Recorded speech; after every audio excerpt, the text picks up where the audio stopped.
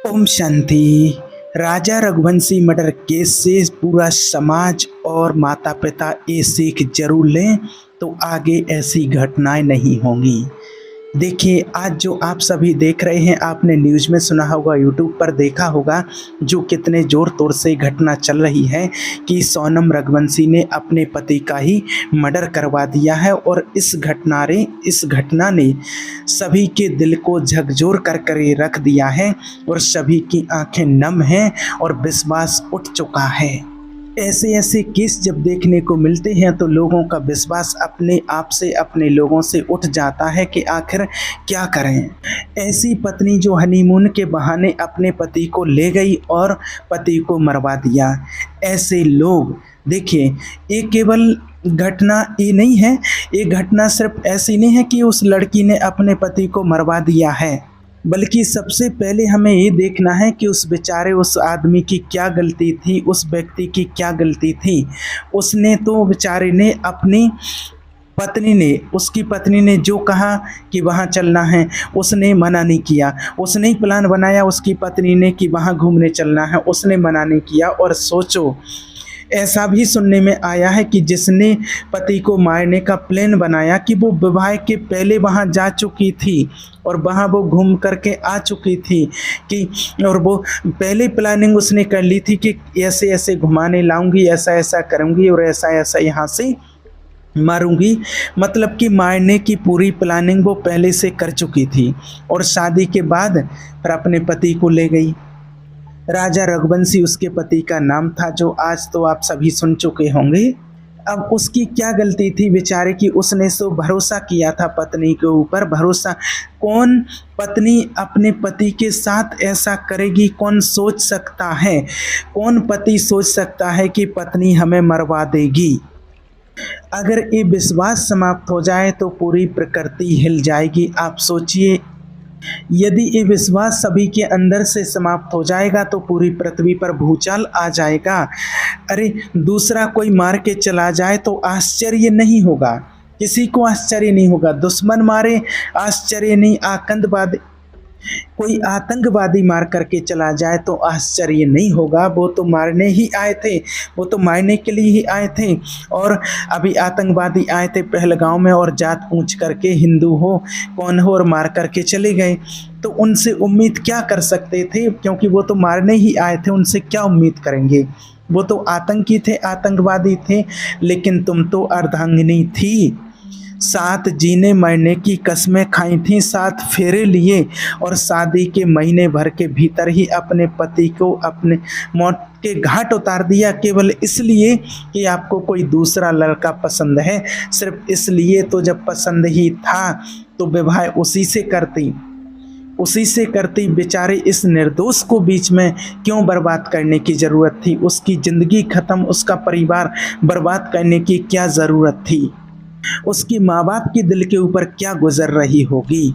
उस व्यक्ति की, बेचारे की क्या गलती थी? और ऐसे लोगों को इतनी कड़ी सज़ा मिलती है कि यहाँ तो जो सज़ा मिल रही है सो मिल ही रही है, लेकिन जो ऊपर वाला सज़ा देता है उसकी कल्पना नहीं कर सकते हैं।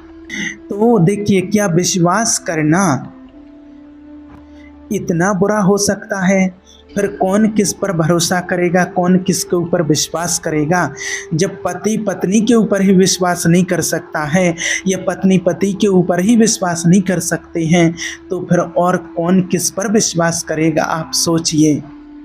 आज आपको बता दें कि आज ये जो हाल देखने को दुनिया में मिल रहे हैं ना, इससे आप ये समझ लो कि इंसानियत खतरे में जा रही है।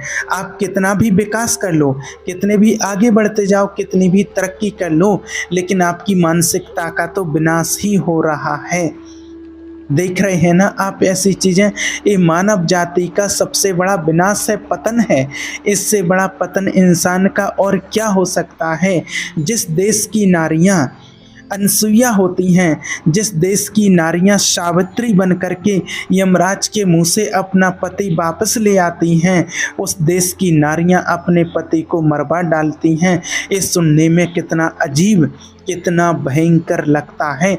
ये सुनने में कल्पना नहीं कर सकते हैं। ये प्रैक्टिकल में देख रहे हैं।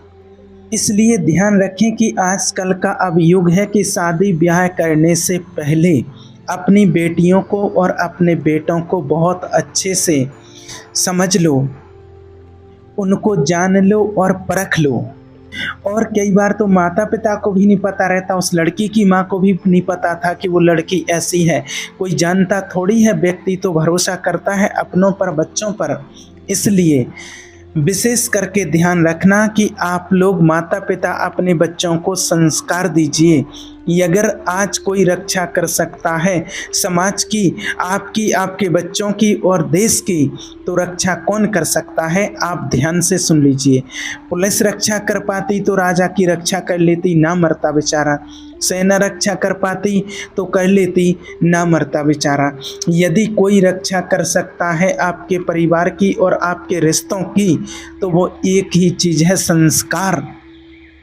बेटी को बढ़िया संस्कार दिए जाते तो एक खुरापात जन्म ही क्यों लेता उसकी खोपड़ी में।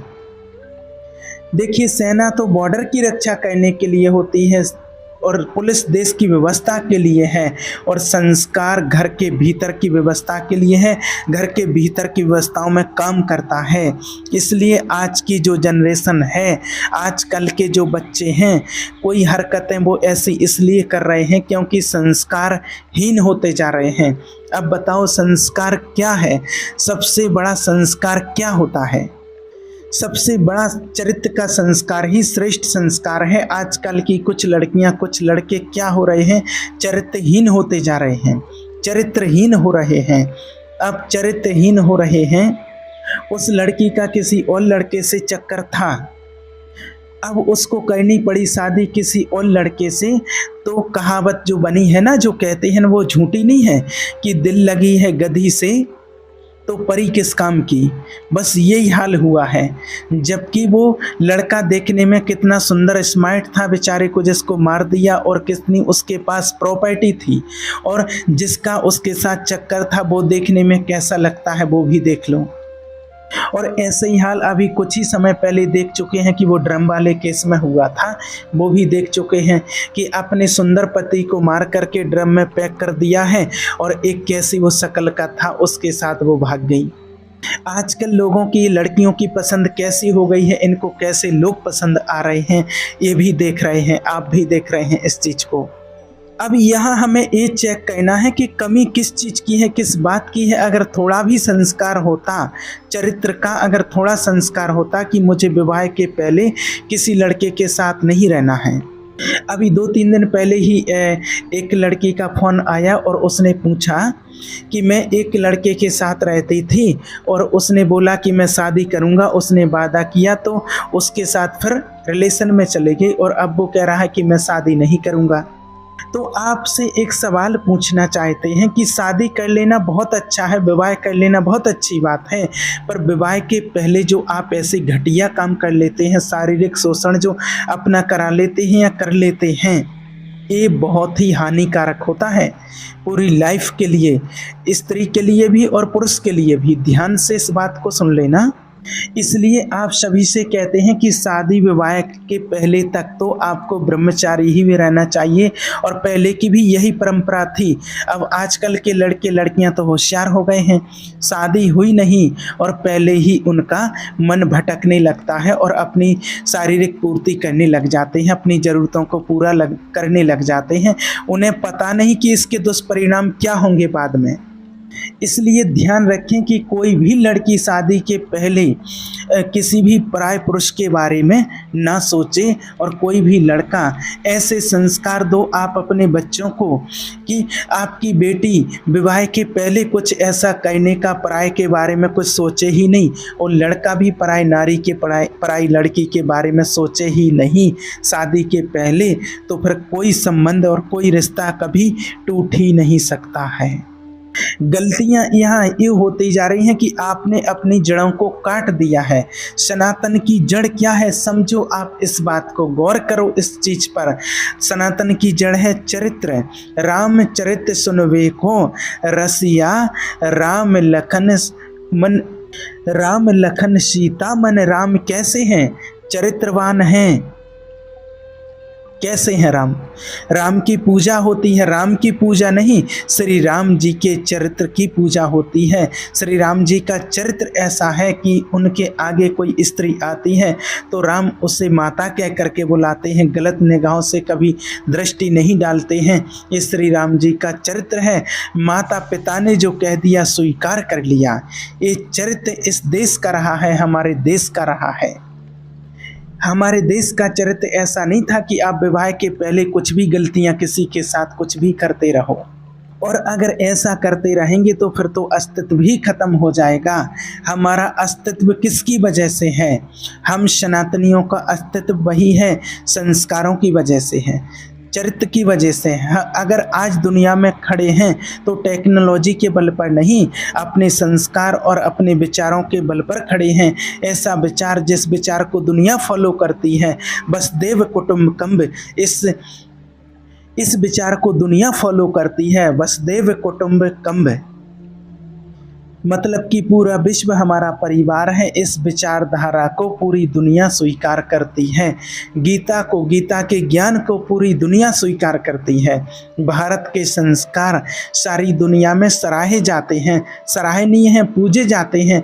आज विदेशों की महिलाएं साड़ी पहनने लग गई हैं, मंडप गढ़ने लग गए हैं। आप तो जानते नहीं कई लोग कि मंडप क्या होते। हल्दी चढ़ने लग गई, तेल लगने लग गए, और भारतीय परंपराओं से विदेशों में विवाह चालू हो गए हैं, और भारत में विदेशों के हिसाब से विवाह चालू हो गए हैं। मतलब हम विदेशी महिलाएं जो हैं, आज विदेशी महिलाएं हैं, वो मांग भरने लग गई हैं। गुड मॉर्निंग, गुड आफ्टरनून की जगह श्री राम, श्रीमन नारायण, जय श्री कृष्णा बोलने लग गई हैं, भगवान का नाम बोलने लग गई हैं, कीर्तन करने लग गई हैं, प्रभात फेरियां विदेशी लोग निकालने लग गए हैं। और भारतवासी ऐसे हैं कि 10 बजे तक सो करके नहीं उठ रहे हैं। आपने देखा होगा, और जो धर्म वाले हैं वो अपने धर्म के प्रति कितने कट्टर हैं। मुस्लिम भाई लोग हैं जो वो कितने कट्टर हैं, उनका एक एक बच्चा नमाज पढ़ने के लिए जाता है, अपने धर्म के प्रति कितने कट्टर हैं। लेकिन हम हिंदू हैं, कब आपके बच्चे गीता पढ़ते हैं, कब मंदिर जाते हैं, कब ध्यान करते हैं भगवान का, कब मेडिटेशन करते हैं, कब करते हैं। और ऐसे लोग हो गए हैं कि कई तो भगवान को गाली और देने लगे हैं। ऐसे लोग हो गए कि भगवान कुछ नहीं होता है।